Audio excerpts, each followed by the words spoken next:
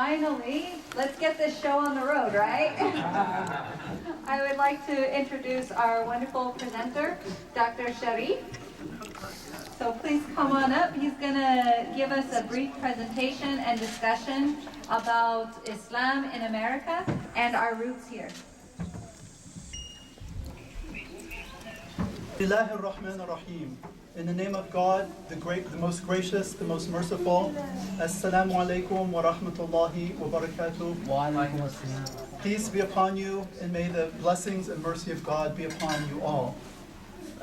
I was asked to come here today to give a short talk introducing Islam, the basic beliefs and tenets of Islam, and also something about the presence of the Muslim community in the United States.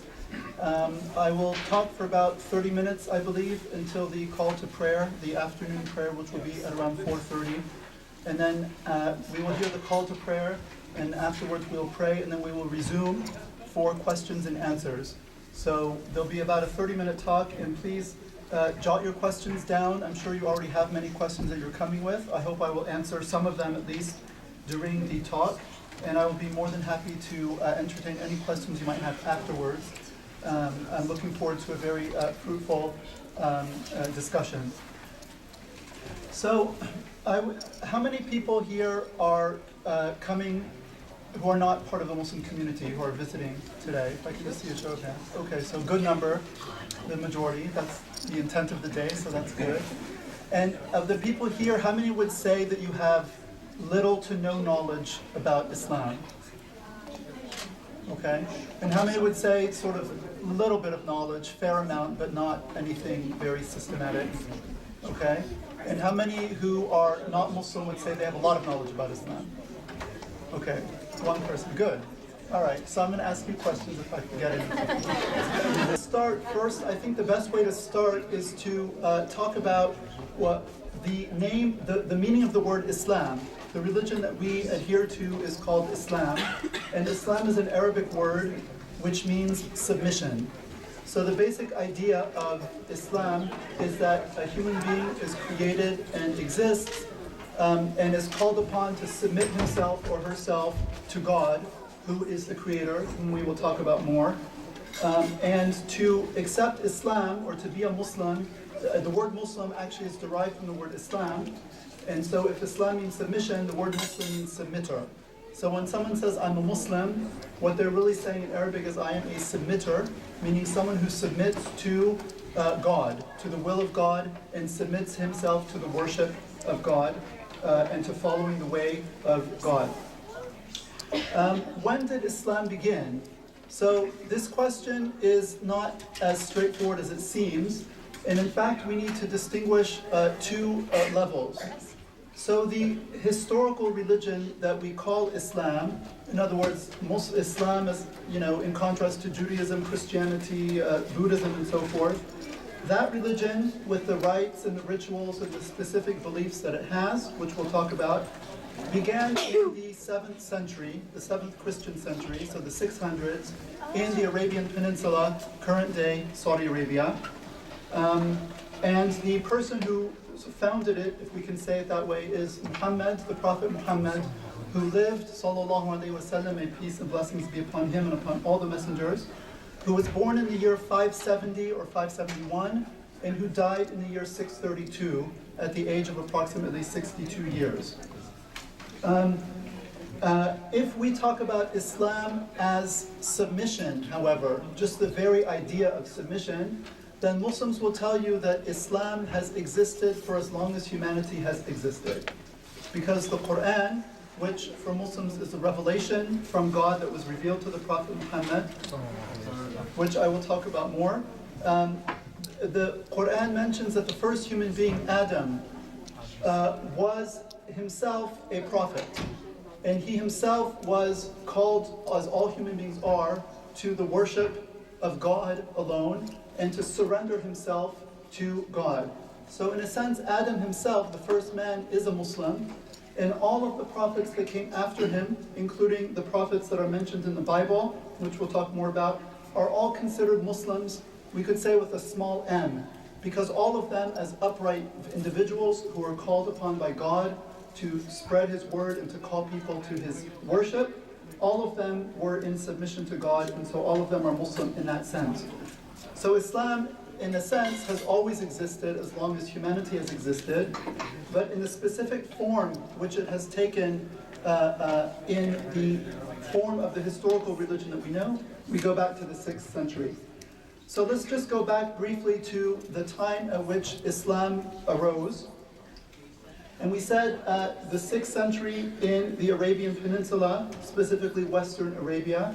The Prophet Muhammad was born in the year 570, as I mentioned, and he was born in the city of Mecca, which of course is well known because it is the city to which Muslims, from the beginning of Islam until today, make pilgrimage once in their lifetime if they're able to. It is the place towards which all Muslims turn, no matter where they are in the world, to face in order to pray their 5 daily prayers. So the Prophet Muhammad is born in Mecca and basically grows up as an orphan. His father died when he was still in his mother's womb. His mother died when he was about 5 years old. So as of the age of 5, he has neither mother nor father. He is then raised after that by his grandfather, who dies 2 or 3 years later. So he now suffers a third death of a close relative. And at that point, he is then cared for by his uncle, one of his uncles, Abu Talib, and grows up in the house of his uncle. When he is around a teenager, he takes to shepherding. So he goes and he shepherds sheep, watches after sheep in order to earn a livelihood. And then as he enters his 20s, he becomes a merchant and he starts engaging in trade. Mecca, of course, is in Western Arabia and it was along a trade route which led from the Yemen in the southwestern Arabian Peninsula and the Arabian Sea, all the way up to, of course, the Byzantine Empire, Syria, Palestine, Iraq, and Iran behind it. All of these were settled territories in major world civilizations. And so there was a trade route going up and down, and so trade was quite profitable in Western Arabia at the time. When he is 25 years old, he is hired by a wealthy widow in Mecca, a noble woman of Mecca named Khadija, to take a caravan of hers. She ran a business, and she was a wealthy businesswoman who had been twice widowed. So she had been married twice and had lost both of her husbands. And she had a trading business, and she hired the Prophet Muhammad to take a caravan of hers to Syria and to trade on her behalf. So he took the caravan up with a young servant of hers that she sent to accompany him. And he went and he came back. And when he returned, he had done a great job with her merchandise and had traded it very successfully and had brought very high profits back to Khadija. And at the same time, this young servant that he had sent with her noticed very special things about him. That he had a very unique type of character, that he was an extremely humble man, that he was a very modest person, that he was scrupulously honest, that he spoke very eloquently and also in a demure manner to everyone whom he met. And so Khadija sees the great profits that he brought back and also hears about his character from the servant of hers whom she had sent with him, and she becomes very interested. And then she basically has the idea of marrying him, and so she sends a relative of hers to a relative of his, a female relative, to inquire whether he would be interested in marriage. And his first response is, "Why me?" The Prophet Muhammad was from a noble lineage, but he was not from a wealthy one. So he was one of the a noble tribe of Mecca, but he was not part of the ruling oligarchy, and she was a very well-positioned woman. And so he was a bit confused as to why she would be interested in someone of his status for marriage. She was also quite a bit older than he. She was, according to most reports, 40 years old and he was 25. Anyway, he responds to her interest and arranges the marriage, and the marriage takes place, and so they become husband and wife, Muhammad and Khadija. And so he moves in with her into her home, and they become husband and wife. And although she was older, she bore him 6 children, 2 boys and 6 girls. Both of the boys died in infancy, and the 6 girls lived to adulthood, although 3 of them passed away before he did, and one of them, the last one, passed away several months after. So this is a man who actually lost all of his children except one during his lifetime, in addition to having lost his mother, his father, his grandfather, his uncle who had raised him after that, and so forth. After he becomes the husband of Khadija, his social circumstances change because now he has the leisure and the comfort of course, he runs Khadija's business for her full-time now that he's her husband, but he also has time to contemplate more on the state of his society and the state of his people.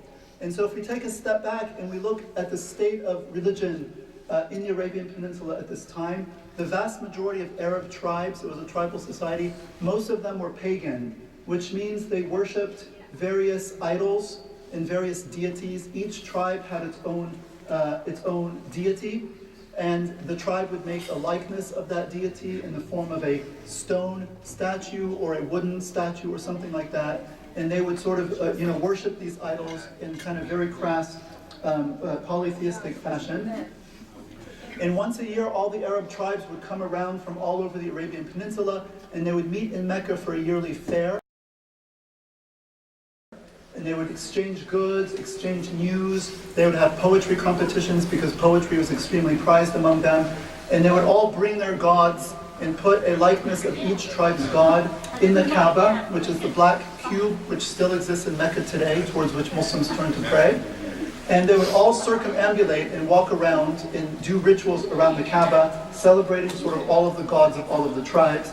And it was one of the main symbols of unity among the Arabs, who otherwise were, very fractious and often, involved in fighting and vendettas between one tribe and another. So the city of Mecca particularly was home to a kind of ruling oligarchy, if we can call it that, who had the economic power in its hands. The trade routes were, firmly in the hands of this ruling tribe called the Quraysh. And there were, over the preceding generations, the society in Mecca had grown rather stratified in terms of haves and have-nots. There was much oppression by the wealthier classes upon the lower classes. There was a lot of kind of mistreatment of those who were down on the social rung. As well, there was as we said, a paganistic, sort of polytheistic people who devoted their worship and their sacrifices to many different idols of sticks and stones. They are said to have believed in God, the one true God, but took other gods besides God as partners in order to get them closer to God. That is what they respond when they are asked. Also, there was rife immorality in the society. Wine drinking was very widespread. Promiscuity, fornication, and so forth. Gambling, a lot of other social vices were very rampant. And so the Prophet Muhammad used to go regularly to a cave outside of Mecca and contemplate and worship God and contemplate on the state of his people. There were some Arab tribes who were Jewish and some who were Christian. So there was some presence of both Judaism and Christianity in the Arabian Peninsula, but the vast majority of Arabs, of Arabic-speaking peoples there at the time were part of this pagan creed, or not creed, but part of this pagan sort of inherited belief system. There were a small number of people, including the Prophet Muhammad and some others, who were neither Jewish nor Christian, but also they were not polytheistic. This was a group of, you could say, nondescript monotheists who believed that there was only one God and did not believe in the tribal idols, and who dedicated some type of worship to this God in whatever manner they knew, and were generally known to have lived a more upright life and avoided some of the immorality that was rampant, and never bowed down to the idols. So the Prophet Muhammad was one of these people originally. So one time when he's 40 years old, as he later on recorded, he goes up into this cave that I mentioned, where he would often retreat to contemplate, and he would spend several weeks there sometimes. His family would bring him food, and other than that, he would just stay alone and contemplate. And on one such occasion, he was, according to his own description, visited by a some type of presence, that he felt that he was being squeezed very tightly, like embraced, until the point he said, I thought I was going to suffocate. And then this thing, this presence, this being then released me and told me, Iqra, read or recite. And he responded by saying, the different ways of interpreting it, either I cannot read or what shall I recite? I mean, if I just come to you and say, recite, you say, well, what? What do you want me to recite? And so again, he was enveloped very tightly to the point where he thought he was going to suffocate, and then released, and the voice said again, Iqra, read or recite. He gives the same answer, third time, and then he's released again, and then the voice continues, Iqra bismi rabbika alladhi khalaq, خلق الإنسان من علق اقرأ وربك الأكرم الذي علم بالقلم علم الإنسان ما لم يعلم. These are the first 5 verses of the Quran, the holy text of the Muslims, that were revealed to the Prophet Muhammad in the cave at Hira that evening. And the translation of them is recite in the name of your Lord, who created man from a clot of blood. So clot in the womb. الَّذِي عَلَّمَ بِالْقَلَمِ, the one who taught by the pen, taught man that which he did not know. Okay? So these words were spoken to the Prophet Muhammad. He heard them. They were in the Arabic language, which he spoke. He received them. He remembered them. And he recalled that he ran out of the cave and ran down the mountain back home, completely, bewildered, sort of like freaked out, we could say. Did not know what had just happened. He thought he had been possessed by a demon. He thought maybe he had gone crazy. He thought maybe he was having hallucinations. He did not know what had just happened to him. And he ran back home and he went to his wife Khadija and he said, wrap me up, and he was shivering. And he told her what happened, and he said, I think I'm possessed. And she said, no, by God, God will never allow you to be humiliated, for you are one who maintains family ties, and you give everybody their right, and you help in every sort of noble cause, and you honor the guest, and so forth. And she lists 4 or 5 things which were very noble traits of character, and she said, you will not be humiliated. So we could say that Khadija, the wife of the Prophet, is really the first Muslim, the first believer, because she told him, you seem to be a prophet who is being sent to this people. So she believed in him before he believed in himself. Before he knew what he was being called to, she could see it, and she told him, you are being spoken to by God, and he is not going to deceive you or humiliate you.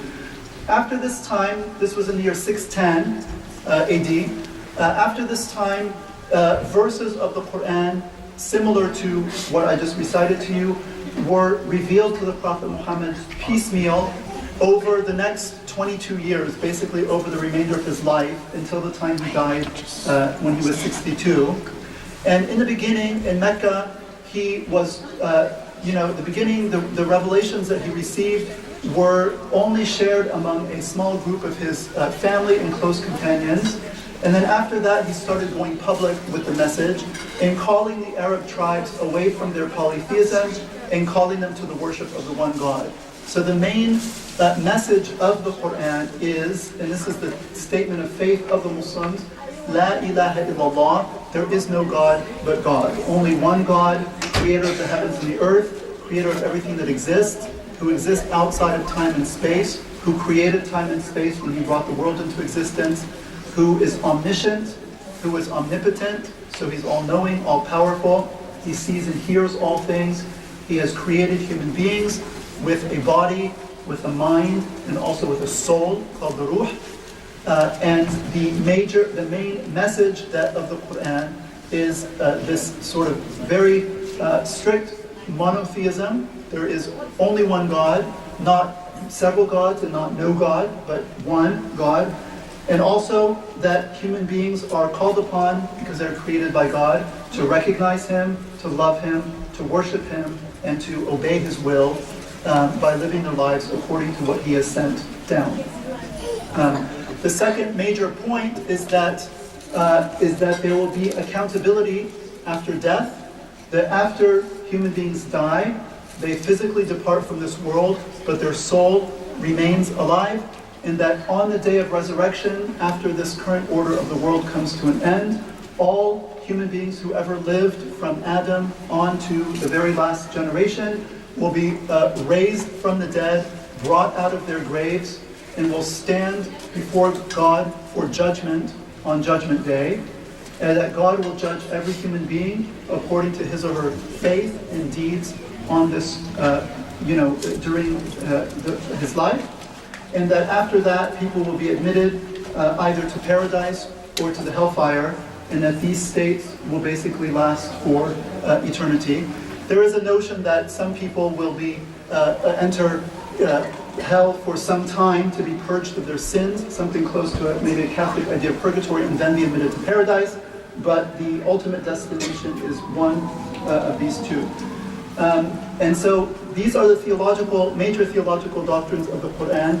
The third major one is the notion of prophecy, or prophethood is maybe a better word.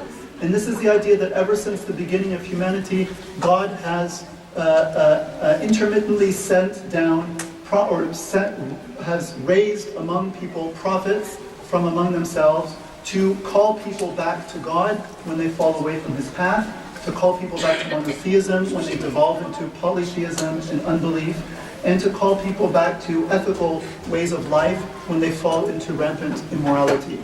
And so the idea of prophethood is something that is also very salient in the Quran. And as I mentioned before, the Quran mentions Adam, who is known from the biblical tradition as well as both the first man and the first prophet.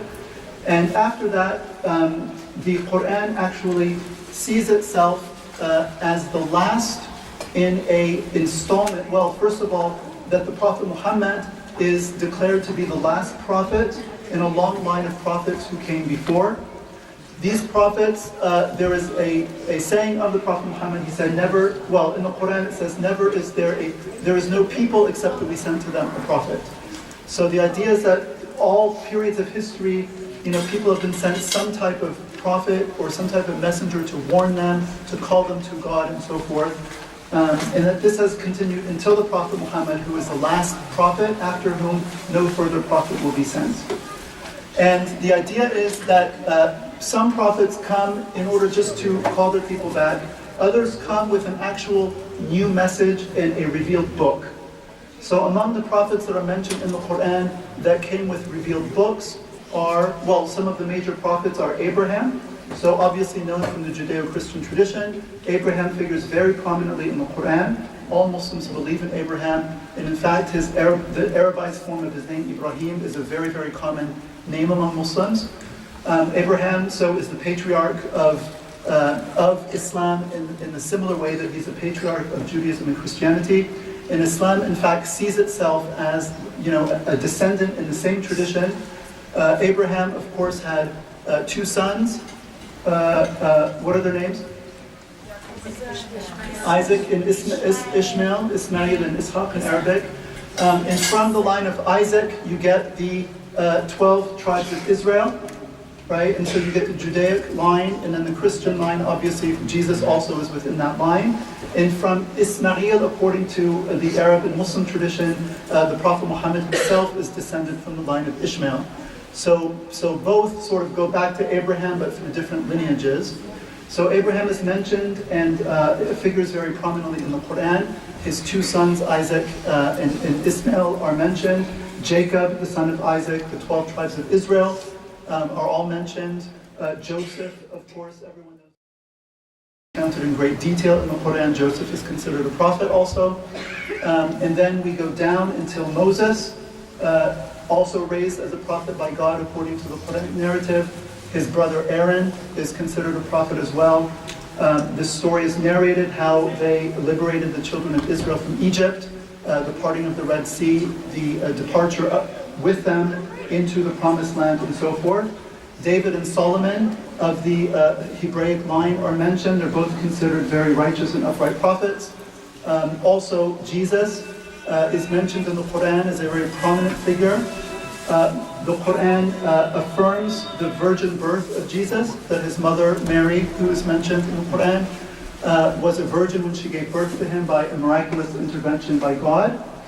However, the Quran says that this does not make Jesus divine, but rather it makes him a miracle of God, but that God is God and created Jesus in a special way. But so Muslims believe in Jesus as a prophet, as one of the greatest prophets sent by God, but do not worship him as God, as in Christianity. And then the final prophet, the last one after Jesus, is the Prophet Muhammad, according to the Quran, who is called Khatam al-Nabiyyin, the seal of the prophets, after whom no prophet will be sent. So similarly, as Islam believes in all of these prophets who were sent before, and many, many, many others who are not named in the Quran, it also believes that there were revelations that were sent before, and among these which are mentioned by name are the Torah, given to Moses at Mount Sinai, also the Gospel given to Jesus, which is conceived of as being some type of book or some type of revelation given to Jesus, and not the Gospels that we have today, which are basically reports of Jesus' life. It's a bit of a different conception. And then the Quran itself is considered the final revelation, which was given to the Prophet Muhammad.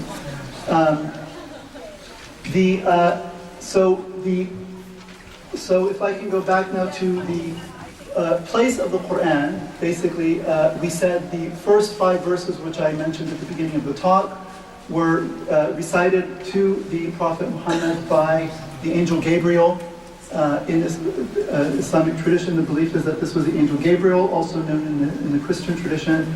And over 22 years of his life, verses were revealed to him piecemeal as the community grew, as it faced different circumstances, and as it was interacting with its environment.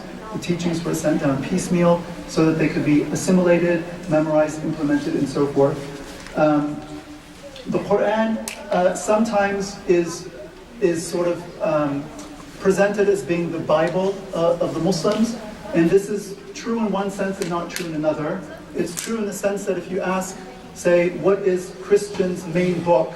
You say, okay, well, the Bible. Obviously, they read the Bible, not the Bhagavad Gita or something, which is, a Hindu book. And Muslims read the Quran, so in that sense, it's parallel.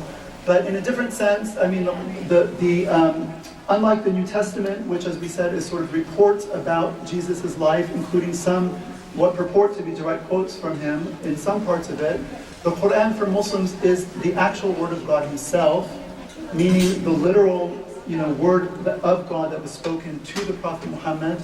There is no conception that the Prophet Muhammad had anything to do with the Quran. He is not considered the author of it. He is never spoken of as having anything to do with it, other than the fact that it was revealed to him. He transmitted it to his companions. It was memorized and written down. Also, he explained it, he lived it, and he exemplified it. So his role is very major, but he is not seen as having any role in the production of the text itself, which is considered actual divine speech. So in that sense, the Quran for Muslims is more akin to the Torah for traditional Judaism, which sees the Torah in Hebrew also as being sort of, the word of God given to Moses, a perspective which Islam would actually agree with. Very briefly, the Prophet Muhammad dies in the year 632. The Quran, the last verses of it were revealed several months before his death. Afterwards, his companions, the text had been written on various parchment and bones and other things, was all brought together and copied into a contiguous text, which by various mechanisms has been actually preserved very scrupulously down today, to the time of today, to the point where basically the Quran is identical all over the world. The number of verses, the number of chapters, the wording is exactly the same anywhere you go in the world. There's one, to a very high degree, unified text. So in addition to the beliefs that I mentioned, if we can just sum it up very quickly, there are 6 major points of creed or belief that all Muslims adhere to, despite Sunni, Shiite split. We can talk about this in the question and answer. But above all of that, there are common beliefs that are held by all Muslims. One of them is a belief in God, as we mentioned before. God in the Quran is called Allah, which is simply the Arabic word for God. It is not referring to a different deity. Sometimes in English people say, we worship God, but Muslims worship this Allah or something. Allah is a Semitic word. In fact, the word appears in the Bible. If anyone knows the word Elohim, which is a common way that the deity is referred to in the Bible, in the Old Testament, Elohim is the plural of Eloh, which clearly is the same word as Allah. Hebrew and Arabic are twin. So the belief in God, the belief in angels, so the idea that there are several orders of existence. There is the realm in which we exist, this kind of physical realm which the Quran refers to as the seen realm, the realm of the seen, the empirical world, the world that science attempts to investigate and discover, and the world that meets us through our senses. And then there is the unseen world, which is a different realm of existence, which exists, which is real, in fact more real than the seen realm, if anything, and which in a sense interpenetrates our realm, but we do not have direct empirical access to it. And in that realm is God himself, whom we cannot see with our eyes in this world, although we can sense him in our hearts and in our souls, but we cannot see him. And similarly, there are other types of beings that exist in this unseen realm, including angels, which the Quran says are created out of light. Some of the angels are mentioned by name: Michael, Gabriel, other angels that are known in the Christian tradition, the angel of death, Israel, Israfil, the angel that will blow the trumpet at the Day of Judgment, and so forth. There are a number of angels. So God, his angels, his prophets. So the fact, as I mentioned before, that God has sent a whole line of prophets, a Muslim is required to believe in all of the prophets of God and not to make any distinction between any of them in his prophethood. So if someone says, I'm a Muslim, but I don't believe that Jesus was a prophet, they're actually not a Muslim, because they've denied a fundamental tenet of the faith, which is affirmed in the Quran, which is taken to be God's literal word. And so that's not a coherent position to say I'm a Muslim, but I don't believe in X prophet or Y, because all of them are affirmed. So God, his angels, messengers, books that God sent down, revelations before to some of the prophets that he has sent, including the ones that I mentioned, maybe many others that are also not mentioned in the Quran, but those ones that are mentioned, Muslims also believe in. When it comes to the previous scriptures, however, the Torah, and also the message originally given to Jesus, the understanding from the Quranic perspective is that while these were pristine messages originally, they were not maintained in their original form over history at the hands of their communities, and that changes occurred in them either wittingly or unwittingly. And so the current versions of what we have, of the books that we call either the Torah or the Gospels, from a Muslim perspective, may contain a great deal of truth. They may also contain errors which have crept in over the centuries.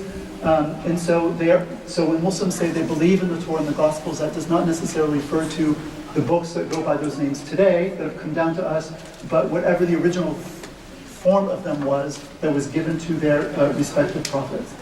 The fifth major belief is the belief in the Day of Judgment, which I've already mentioned. The idea that at the end of time, all human beings will be raised up, brought forth from their graves, will be brought back to life by the power of God, and will be ultimately judged according to their belief, their faith, and their actions in this world.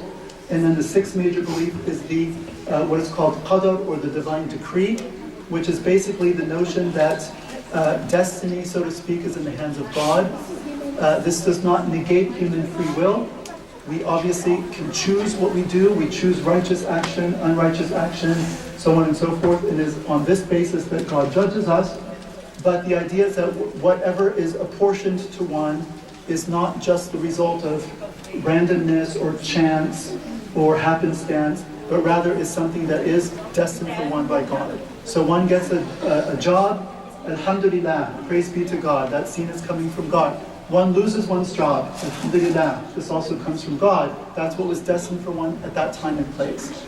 The idea is that when one is in bounty and good, one is to respond to that by showing thanksgiving and gratitude to God. And if one is in hardship and adversity, then one responds to that by showing patience and drawing closer to God and so forth, and seeking also forgiveness from sin. So those are basically the six beliefs that are shared by all Muslims. So belief in one God, angels, the messengers have been sent, the revelations that have been sent, the day of judgment, and the divine decree. Okay, we'll get started again. I'm going to take about 10 minutes or so to finish up the presentation, and then we will open the floor for questions and answers. So I gave a little bit of a historical background and some of the basic creedal foundations of Islam, basically the 6 points of belief that make up Islamic belief that are shared by all Muslims. And so now that's the realm of belief, and I'm going to go to the realm of practice, religious practice, and talk about what you've probably heard before are the 5 pillars of Islam, the pillars of practice which constitute the daily sort of life of the Muslim. So the first pillar is simply the testimony of faith, which is called the Shahada, and it is to say, it basically goes, I bear witness or I testify that there is no God but God, the one and only God, and that Muhammad is the messenger of God. And as we said before, this means really that Muhammad is the last messenger of God, not the only messenger, because a Muslim has to believe in all messengers, including Muhammad as the last one. That is all it takes in order to become a Muslim. So to enter Islam, historically and today, it's actually been a very straightforward and easy process. There's no, sort of formal baptism or any type of kind of formal process that is drawn out over time. But if a person has studied Islam and understands it and come to believe that it's true, that the Prophet Muhammad really was a prophet and that the Quran really was sent to him as a revelation and so forth, then one, it simply suffices to repeat that testimony of faith openly in front of witnesses, and one is a Muslim. And in fact, if you go to a mosque here in the United States or elsewhere, quite often after the Friday prayers or other prayers, someone will, stand up and the imam will say, so-and-so wants to accept Islam, and everyone will kind of sit put, for a few minutes, and the person will declare that testimony of faith, and that's it. They're a Muslim from that point on. So that's the first pillar, which for someone who's been raised in Islam is there, and it's something that is repeated within the daily prayers also as well, and on other occasions during life. So the second pillar, which is really the most important one, which constitutes the sort of main part of Muslim religious practice, is the prayer. So prayer in Islam is required 5 times every day, and what we just did right now is the third prayer of the day, is the afternoon prayer. So the 5 prayers are all at set times. The first prayer of the day is called the dawn prayer, and it is performed at the time of the dawn, which is about an hour and 15 minutes before sunrise. So that period before the sun comes up, when the light starts to appear on the horizon, that's the dawn, and that is when the dawn prayer is performed. Once the sun has gone up, the prayer time is over. So if one hasn't prayed it, you've basically missed the prayer. So the first prayer is the dawn prayer. The second prayer falls due at noon, which means cosmological noon. So when the sun is at its highest position, the zenith, not 12 o'clock. 12 o'clock is artificial. Right now, high noon in Boston is right around 1 o'clock. So that's when, the second prayer falls due. The third prayer, which is the mid-afternoon prayer, there's some difference of opinion as to when exactly it becomes due, but in general, when the sun is, halfway down, so halfway between the zenith and sunset, which right now is 4:25 or so in Boston. Of course, as the day gets longer or shorter, winter or summer, the prayer times change accordingly. The fourth prayer of the day is the sunset prayer, which is performed as soon as the sun goes down and can be performed up until about an hour afterwards, as long as there's still some light on the horizon. And then the fifth prayer of the day, which is the night prayer, the time for that begins once all of the light from the sunset has completely disappeared. And that's typically an hour to an hour and a half, especially in the summer, after sunset. So those are the 5 daily prayers. As you saw, if you observe the prayer, Muslims always face a particular direction, no matter where they are in the world. They face Mecca, that Kaaba, that black stone where the Arabs used to keep their idols. Of course, by the end of the Prophet Muhammad's lifetime, when Islam had become victorious, he cleaned the Kaaba of the idols, and from that time until now, it is of course free of idols. There's nothing in it, it's just an empty box. And it is understood by Muslims actually to have been the site of the temple that was erected by Abraham and his son when God commanded Abraham to sacrifice his son, and Abraham was about to, and then God said, okay, you don't have to do it anymore because you proved your faith, but erect the temple for my worship and slaughter a ram, in sacrifice. So Muslims believe that the Kaaba in Arabia is actually where that happened, and so that's the significance of facing in that direction. As we said, there are old Abrahamic roots, and Islam is very self-conscious or conscious of itself as an Abrahamic tradition. The once a week, Friday at noon, there is a congregational prayer, which is similar to, say, a church service for Christians on Sunday. The noon prayer is prayed in congregation. It is preceded by a sermon, which lasts usually about 30 minutes, and then followed by the normal ritual prayer. The prayer itself consists of standing, as you saw in rows. There's bowing, prostrating, and then sitting, so there are specific bodily movements. The idea is that the human being is an integral whole, mind, body, and spirit, and so the prayer also involves the entire human being. So of course, the heart is supposed to be at prayer, concentrating on God. The mind and also the body itself reflects the state of submission to God by itself participating in the prayer, especially the prostration where the head is on the floor. The Prophet Muhammad is reported to have said, a servant, meaning a human being, is no closer, the closest he ever is to God is when he's in a state of prostration.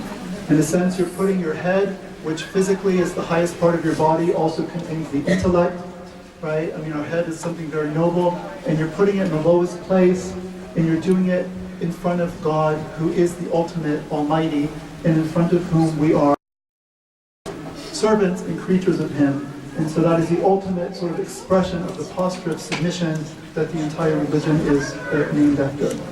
The third pillar of practice is fasting in the month of Ramadan. Everyone's, I'm sure, heard of Ramadan.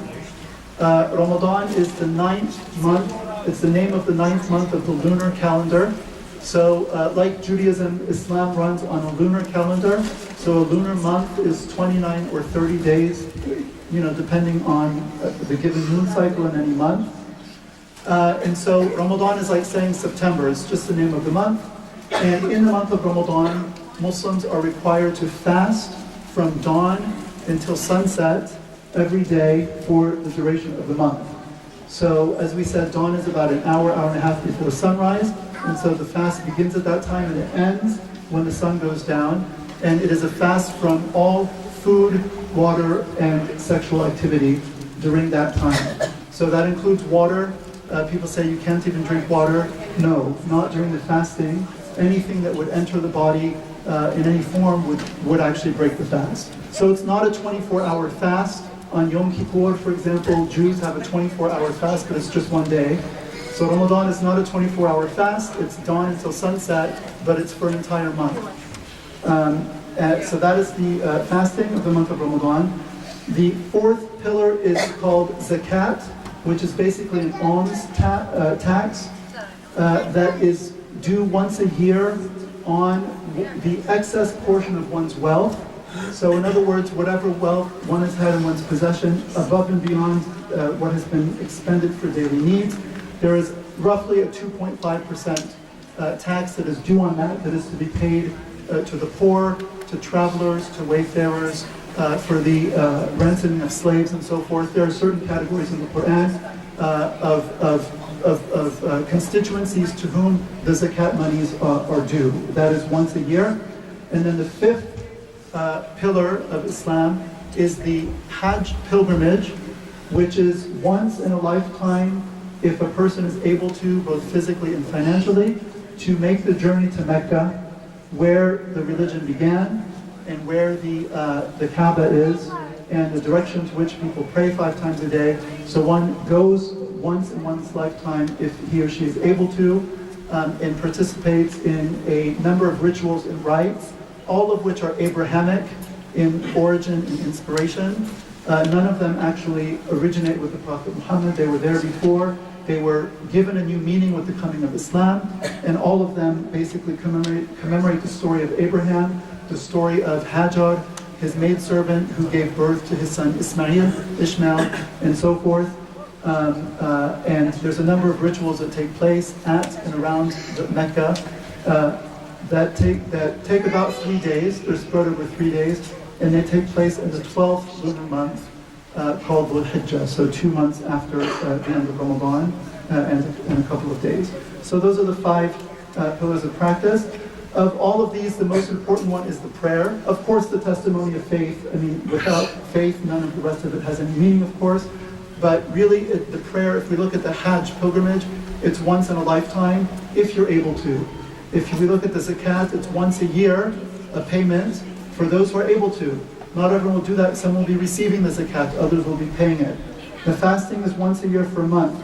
But it's the prayer that is really the daily sustenance of the Muslim, because it's every single day, 5 times a day, from the time one reaches puberty until death. Right? So just like our bodies need food, and most of us eat at least 3 times a day. I mean, paradigmatically, there are 3 meals: breakfast, lunch, and dinner. The idea is that the soul also needs nourishment, and the nourishment of the soul is prayer, is turning to its Lord, turning to its Creator, praising Him, thanking Him, making supplications to Him, reciting from His revelation, the Quran, parts of which are also recited during the Quran, humbling oneself, prostrating and so forth, raising one's hands in, supplication. This is the nourishment and the sustenance of the soul, the remembrance of God, and the prayer to God. So these are the 5 pillars, and in one of the sayings of the Prophet, he said about the prayer specifically, he said prayer is the pillar of religion. So it's like the pillar of pillars, if you want. He said whoever establishes the prayer has established his religion, and whoever abandons the prayer and destroys it has destroyed his religion. So really the prayer is fundamental, almost to the point that if someone is said to be a practicing Muslim, it basically means that that they observe the 5 pillars, primarily the 5 daily prayers, and also that they avoid the major prohibitions. Famously, I'm sure people probably know, Islam, in addition to prohibiting murder and theft and so on, fornication, adultery, and these other things, also forbids intoxicants. So alcohol is forbidden, any type of intoxicant of any kind. Gambling is also forbidden of any kind, and the consumption of pork, which is an old, obviously this is also in the Old Testament and the Jewish practice as well, avoiding swine meat and other types of things. But those are the kind of things that Islam is kind of famously known for. And so again, if one is a practicing Muslim, it basically means that person adheres to the 5 pillars and avoids, sort of the main prohibitions that we spoke of, in addition to developing, to the best of one's ability, the type of character and moral virtue and so forth that the Prophet Muhammad exemplified, into which the religion calls one, which we could get into, but we don't have time to go into every detail. I think I will stop there and open it to questions and answers. I was going to get into Islamic law and what that is and how it's set up and what its aims and goals are. The Sunni-Shiite split, if anyone wants to ask, we can talk a little bit about that. Islam today, very briefly, there are about 1.6 billion Muslims in the world, about 23% of the global population, something like that. Christianity, in terms of numbers, is larger. There's about 2 billion or 2.2 billion. However, projections due to a higher birth rate in the Muslim world, both religions are still expanding, by the way, in terms of new adherents. They're expected to sort of equal each other by mid-century, or maybe the 2060s, 2070s. Of course, we cannot predict, but if current trends continue, they'll be probably around the same size in terms of numbers of adherents, and together will comprise more than half of humanity.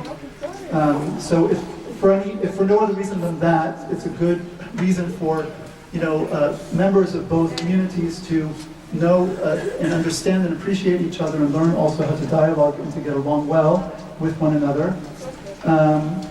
The Quran actually invites members of different communities to compete with each other in good deeds and in righteousness and in virtue.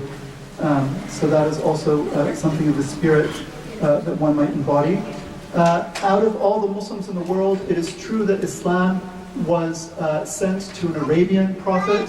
It began in Arabia in the 6th century, 7th century. The Quran, again, which is taken by Muslims to be the actual direct word of God himself, is in Arabic. If it's translated into another language, it's actually not considered the Quran anymore. It's an approximation of it, but it's not what God actually spoke. He spoke in Arabic to the prophet, not directly through the angel Gabriel, but the words came in Arabic. However, so Arabic and Islam are often very much tied together in most people's minds. And Arabic is obviously central to Islam as a religion, and it is the language of the holy text. But demographically speaking, Arabs themselves, ethnically, meaning people who speak Arabic as a first language today, only make up about 18 to 20% of all Muslims, so about 1/5, whereas the majority of Muslims, 80%, are not Arabs ethnically. They're Persians, they're Turks, they're Indians, Indic, Indo-Pakistani. The largest Muslim country in terms of population, anyone know what it is? Indonesia. Yeah, it's Indonesia with about 300 million people or something. I mean, which is huge. Malaysia is majority Muslim. There are a lot of Muslims in sub-Saharan Africa, and also now, of course, in the Balkans, the Central Asia, republics, Kazakhstan, Kyrgyzstan, Turkmenistan, and so forth, which were all under the former Soviet Union. And so the Muslim world is actually wide and huge and very diverse. But the kind of conflation between Arabism and Islam is actually false. Both, as I said, demographically, most Muslims are not actually Arabs, and also not Arabs. Not all Arabs are Muslims. Most of them are, but you do have Arab Christians, especially in certain countries. In the East, particularly, Egypt has a sizable Christian population of some 10 to 12%. Coptic Christians, one of the oldest churches in Christendom. Lebanon, Syria, Iraq also have ancient Christian communities. There are Jewish-speaking or Arab-speaking Jews, most of whom have left the Arab countries, actually were forced to leave in the 1950s after the founding of the State of Israel. But before that, you had Jews in Morocco, Egypt, Yemen, Iraq, Iran. There's actually the oldest continuously surviving Jewish community in the world is the Persian Jewish community, which dates back to the Exodus. So that's 500 BC, when the Jews were kicked out of the land of Israel and taken basically to the Euphrates, right, Iraq, Iran. And some of them actually went over into the Persian territories and stayed there. And after they were allowed to come back in the 520s, most of them went back, but some of them actually stayed. And those are the ancestors of the current Persian community, Jewish community. So I guess I'll stop there. I would like to open the floor to questions. And before we do that, I'd like to thank you all for your attention, for your presence. I hope that this was not too boring. I know it's hard to just hear someone speak for a long time. I don't have these cool, slides and all of that to show you, unfortunately. I do also invite you to ask any question that comes to your mind. Please don't be embarrassed or shy. You probably have a lot of things. I was not able to address anything. Please feel free to ask anything you want. Obviously, there's a lot of misunderstandings, a lot of controversial issues out there. A lot of stuff comes up in the news. Muslims say this or do that or believe that. This is the time to share. This is the time to ask. This is the time to dialogue. So please don't feel shy. If anyone would like to write down a question instead of asking it verbally, you can do that as well and pass it up to the front. Thank you. When people are praying in other countries, are they praying in Arabic, and do they know what they're saying? Okay. Good. So yes, the prayer consists of certain parts that are fixed. So certain kind of prayers that the Prophet taught people to say, that is in Arabic. And any recitation of the Quran in prayer is also in Arabic. So no matter what one's native language is, the prayer is always performed in Arabic. There are parts of the prayer, especially if one is praying alone, you can extend it, as long as you want. So when you're in prostration, if you want to just make your own kind of supplications from your heart, right, to ask God for whatever you want, or to make repentance or anything, that can be in any language. So one can speak, obviously God understands all languages, and one can address God in whatever language one is most comfortable with. But the formal parts of the prayer, the ritual parts of the prayer, and the recitation of the Quran are in Arabic.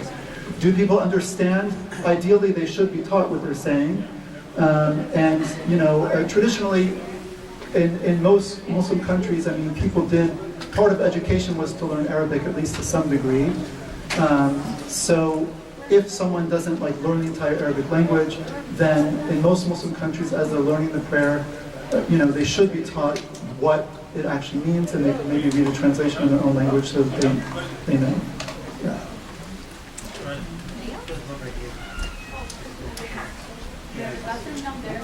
Hi. Observing the prayer today, I was wondering, it seemed like I saw 2 teenage boys maybe, and then everyone was I don't know, but older men.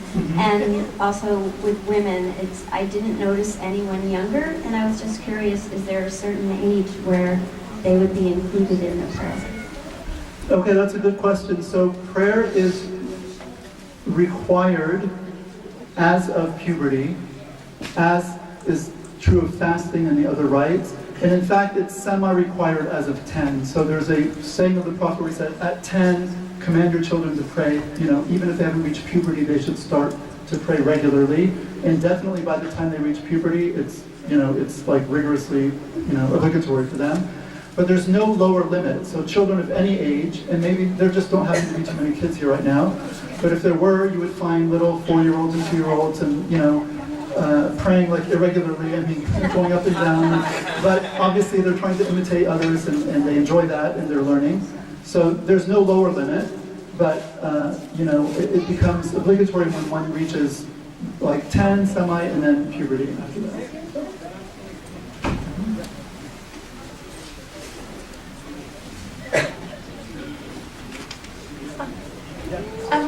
I was a little curious about why this is called the Reform Center and what it's meant by the word reform. Maybe someone I'm not actually from the center, but... Great task without reforming ourselves. So the member of the community who wants to become, we can say, a good Muslim and invite others to know the goodness of Islam, they cannot do it if themselves they are not good. So the first task is to work on ourselves. That's the word reform, is reforming ourselves. Bring ourselves to the level that Islam wants us to be. Spiritually, socially, in all levels of good human being. And that's required a struggle. And that's what it meant, it's a spiritual struggle. And that's what the center was built from day one, to reform the member of the community, that they can carry the message of Islam properly and make the surrounding people discover the beauty of Islam. And this is what is it about. What you gotta say? Why? Well, that's She's not good ready. enough. Good enough. Thank you for coming. Thank you so much.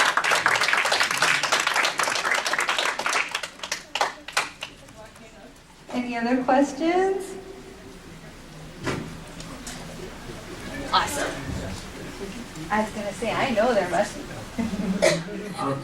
How do the beliefs of the Nation of Islam either align or conflict with the rest of the Muslim community? Okay, yeah, good question. So the Nation of Islam started by a man named Elijah Muhammad. This goes back to, I believe, the 30s even, at least he does. And then, so the Nation of Islam is not considered formally part of the Muslim community. Mainstream Muslims don't consider, them part of the Muslim community. And the reason for that is that although the name is borrowed and some beliefs are taken, there are certain beliefs which conflict with Islamic teachings. And one is basically that the nation teaches the superiority of the black man. And Islam is very clear that there is no racial superiority among any group of human beings over another. And in fact, there is a specific statement, hadith of the Prophet Muhammad, where he said, there is no superiority, like an Arab has no superiority over a non-Arab. I mean, he was speaking primarily to Arabs first, nor a non-Arab over an Arab, nor is a white man superior to a black man or a black man to a white man, except by way of taqwa, which is basically piety, God consciousness, fear of God, righteous action, and so forth. So to hold that, one race, whether it's the white race or the black race or any other race, is sort of categorically superior to another one, conflicts with that. And there are other also beliefs that don't really align with kind of standard Muslim belief, and also practices like they don't actually pray the Muslim prayer. So that's, as I said, that's sort of like a baseline. And the 5 daily prayers, the way they're performed. There are some fringe groups also, like within the Muslim world, even historically, that have existed for many centuries.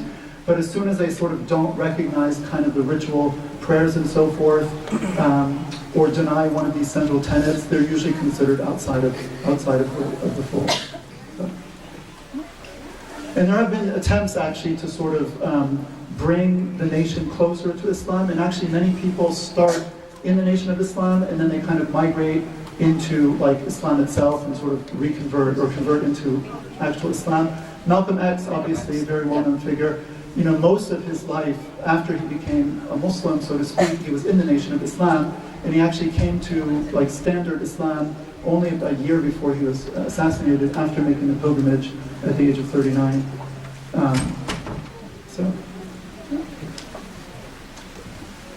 Any more questions? I know they're out there. I'm interested in Sufism. What is it? Is it an accepted part of the theology? And how has it influenced everyday Muslim practice? Okay, that's a big question. So I guess we have to be clear on terms. So when we say Sufism in English, or Tasawwuf, which would be the Arabic equivalent, there are many beliefs and practices which, from a sociological point of view, kind of go under that label. Some of which are absolutely, like incontestably, the heart and soul of Islam. Others of which are of questionable, orthodoxy or acceptability, and are the subject of dispute. So, in general, and I didn't get to this, there is, in addition to the kind of pillars of creed and the pillars of practice that I mentioned, another way that Islam is often described or explained is that there are 3 main parts of it.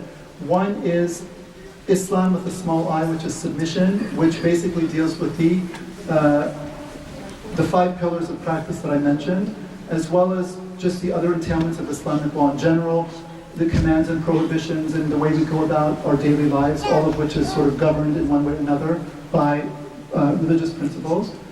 The second one is the mind, which is basically the creed, what one believes about reality, what one believes about God, about oneself, and that goes back to the 6 pillars of belief that I mentioned. But then the third one, which we didn't get to, is, we said human beings are body, mind, and soul, or spirit, and so the third aspect there that we didn't really talk about as much is precisely the soul, the spirit, the character, and that is a third realm of Islam, which is absolutely critical, which goes to purifying the heart of, and purifying the character of,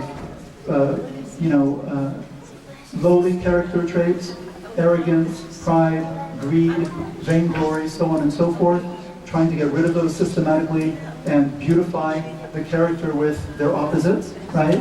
So this whole sort of ethical reform, there's the word again, reform, the ethical reform of the human being from inside, the ethical reform of the heart, the attachment of the heart to God, right? We can stand in prayer, and if the heart is heedless, then it's not really prayer, right? So the whole inner dimension of Islam, the spiritual dimension, there's a lot of literature that's written on this.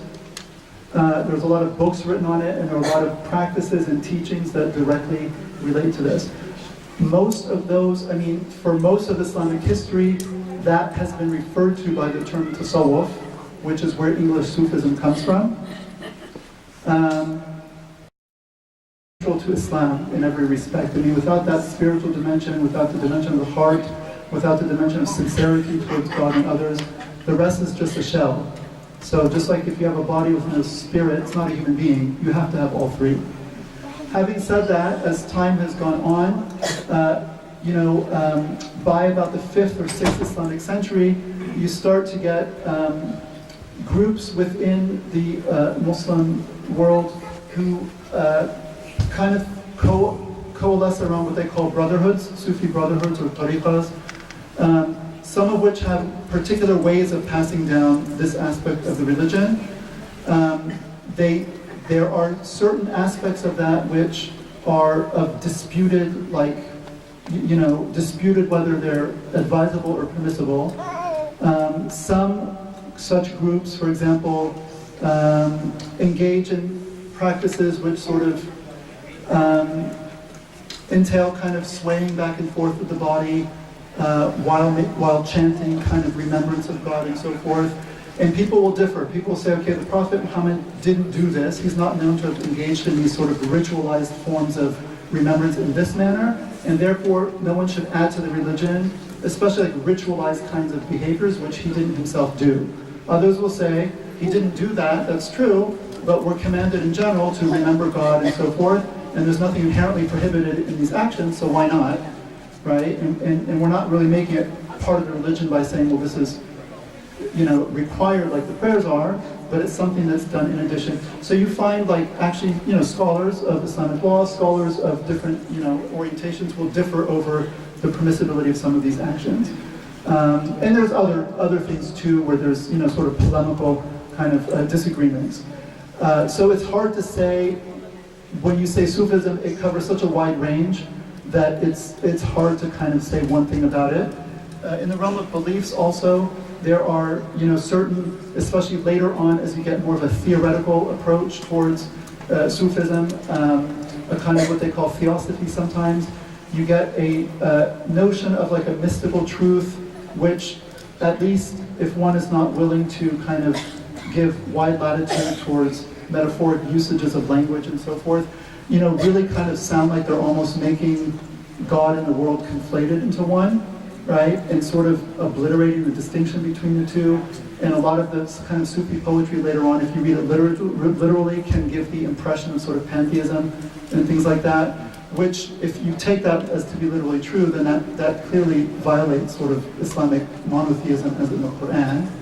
But again, even those types of beliefs, they're widely disputed because others will say, okay, it's not really meant that way, and it's, spiritual realities are ineffable, and so human language is inadequate to really, describe them, and so it's all meant metaphorically. So there's actually a core of it that's agreed, and that's definitely indisputably central to Islam, and then there are other beliefs and practices which are subject to dispute. In terms of influence, though, I mean, Sufism has actually been very pervasive in Muslim culture historically, and has had a huge influence on practically all, I'd say all indigenous Muslim cultures. You will find sort of that kind of, aspect, Sufi aspect, in a good sense, and also sometimes in a problematic sense too. So if I may, to help boil that down a little bit, basically Sufism is more of an esoteric, spiritual branch, focused part of Islam. And just like Islam, it's not monolithic. It has various groups and subgroups underneath it. And this little sneaker wants to say something too. Okay, you want to help me? All right, let's do this. So there are some that, many Muslims will like to focus on that greater depth and greater spirituality within Sufism. And there are other parts of Sufism that have kind of gone a little bit into the hedgerows. And so, just with anything, you can stay on the course or you can veer off the path. And so that's what I believe, Dr. Sharif was trying to get into, is just that, just like anything, you have to use your discretion. And while Sufism is a beautiful part of Islam, you have to be careful with some of the ideologies that you pursue. I have a question. So the nation of Islam, Sunnis, are they all included in that 1.5 billion? So yeah, out of the 1.5 billion or 1.6 billion, so the major split in Islam is the Sunni Shiite split, which is actually very, very old. It goes really back to the very beginning of Islam. It took some time to crystallize into sort of a hard kind of line, but the tendency of the split started immediately after the Prophet's death, actually in 632. About 85 to 90% of the world's Muslims are Sunnis, and about 10 to 15% are Shiite. So it's not 50-50. I mean, there's sort of an overwhelming majority, and then there's a smaller group which is Shiite.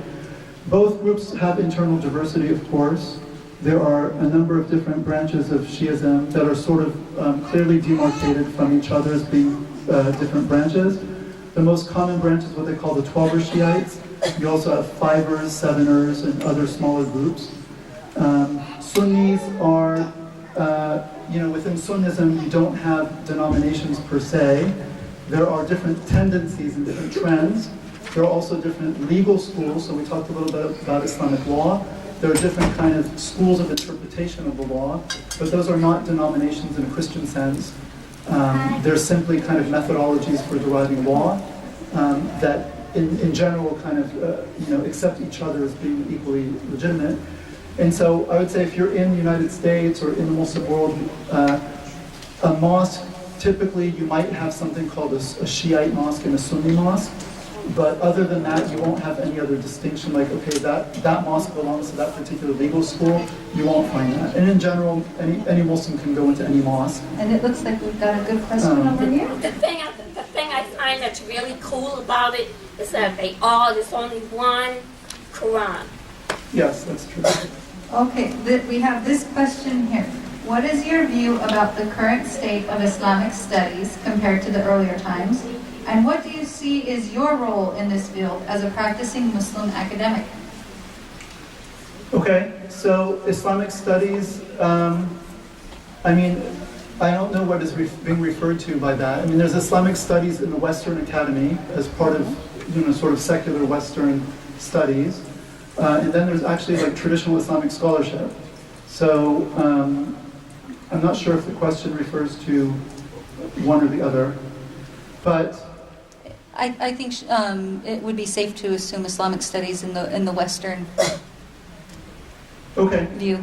Yeah, so I mean, Islamic studies in the Western Academy is basically a branch. I mean, it started in the 19th century as an attempt by European scholars to kind of understand the Islamic world by learning the languages of it, Arabic, Persian, and other languages, reading the texts, trying to interpret them, trying to understand the history of Islam and so forth. There's a lot of polemic as to, the sort of colonial role in colonialism played by Orientalist scholarship, but we don't need to get into that for now. So it's a changing field. I have been trained, in my own graduate studies in that kind of field of Western Islamic studies. That's different from Islamic religious knowledge as studied and cultivated by Muslims, for whom they take Islam to be true, and therefore if they study the Quran, they're studying it as divine revelation, they're trying to understand what it means, they're trying to understand how to interpret it, how to live by it, so on and so forth, and not simply looking at it from like a historical perspective or a perspective of intellectual curiosity. Same with Islamic law. One can look at it as a historian from the outside. How did it develop? What are the different schools of law? How did it change? That's different from looking at it as a practitioner, meaning what are the implications of it for us today? What are the normative positions and so forth? So in terms of the Western Academy, I think it's diverse. There is in a sense, the field of Islamic studies is a bit isolated from other contemporary disciplines. It remains, to a large degree, sort of beholden to its kind of philological past. So there's a lot of engagement with texts and so forth. A lot of people in Islamic studies are not really trained in kind of sociology, anthropology, philosophy, and are not necessarily in conversation with those other disciplines. Some are, and I think that as time goes on, there's more of a broadening where you find more people kind of able to straddle different social sciences with Islamic studies. I think also that it is, as it always has been, there are ideological agendas and biases that are involved. Islam is not, we're not studying ancient Greek religion or something that's basically not a living force. Islam is very much a living force, and a lot of people have a stake in it, one way or another, whether they're believers or not, and whether the believers have stakes in, different things, depending on their own kind of backgrounds. So it's a hard question to answer. The field is kind of, all over the place, and it's changing in many ways. And my role in it, I think I'm still trying to figure that out. So. I think we all are. So any other questions? Come on. I know there's a few goodies out there. No? All right, well. Oh, did someone raise his hand over here? No? Okay. So going once? Going twice? All right. We're wrapping it up. Thank you, all of you, for coming. We couldn't have done this without you because, of course, all of this is for you. And thank you to Dr. Sharif for taking the time and giving such a great presentation, answering all these questions. Before you leave today, please take advantage of the various rooms that we have that we've decorated for you. They have very interesting parts of our Islamic culture and heritage, both from other countries and from here in the U.S. And also, I would like to let all of you know Ramadan is coming up, which is a very, very special month for Muslims. And this year, we would like to invite all of you to participate in that with us and have that same inner spiritual high that we gain from it. And in order to do that, we're having what's called a fast-a-thon. So we would like all of you, if you're able, to sign a pledge to fast for a whole day like a Muslim, from sunup to sundown. And then we would like to host you for what's called an iftar, a breaking of the fast. It'll be really nice food. You'll have a really nice program. We'll wine and dine yet. Thanks, go on. But also, a big part of why we fast is also in remembrance and in understanding of those who don't have that choice. We have many, many families and children, especially here in Malden, who have to go without. And we need to be mindful of that. And so we're asking, by you making that pledge to fast, we are going to reach out on your behalf to all of the businesses and other individuals and community members of Malden and beyond, and ask them to donate to housing families. So we're going to be raising funds for housing families to keep a roof over a child's head and food in their bellies for a little bit longer, and to help give them the services that they need to get out of that situation. And all we're asking from you is to join us for a wonderful dinner after fasting all day. Nicole, can I tell them something? I want to tell you guys about this beautiful sister. She got elected yesterday. She didn't tell you this as the chair for the Malden Democratic Committee. So we should congratulate her. Congratulations, Nicole. Thank you. But we need all of you. And that's what that position that Carol was just talking about as well. You know, that's more of a political aspect, but we are a community and we do all of this together, and we need your help. Help us, come and join us, have a good time, and make sure that children and their families have a roof over their head and food in their bellies. So thank you guys.